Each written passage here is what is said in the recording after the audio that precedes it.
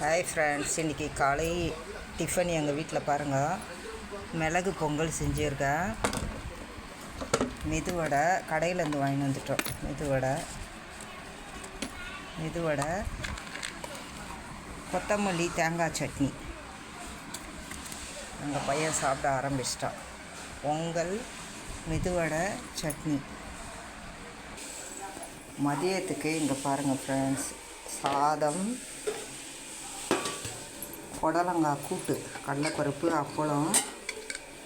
பாருங்கள், அப்பளம் தெரியுதா? இப்போ தான் செஞ்சு இறக்குனேன். புடலங்காய், கடலைப்பருப்பு, அப்பளம் போட்டு கூட்டு, காரக்குழம்பு வச்சுருக்கேன், பூண்டு குழம்பு.